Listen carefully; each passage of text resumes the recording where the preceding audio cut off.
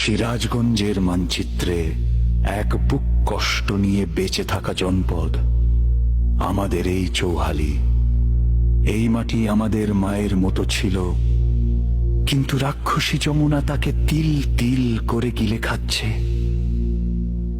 এখানে সূর্য ওঠে ঘর হারানোর আতঙ্ক নিয়ে, আর রাত নামে ভিটে মাটি হারানোর কান্নার শব্দে।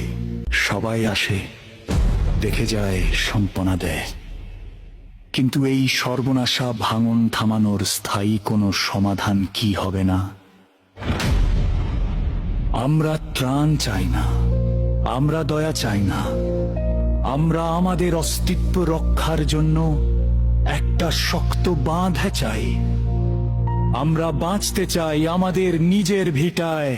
প্রশাসন আর নীতি নির্ধারকদের কানে কি আমাদের এই আর্তনাদ পৌঁছায় না?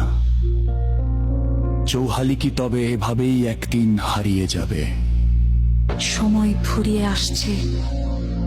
আজ যদি প্রতিরোধ না করা হয়, তবে আগামীর ইতিহাস আমাদের ক্ষমা করবে না।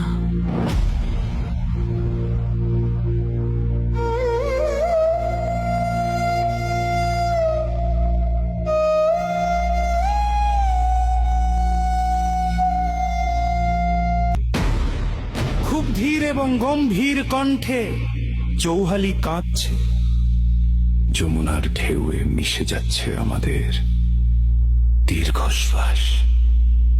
আর কত ভাঙলে আপনাদের ঘুম ভাঙবে?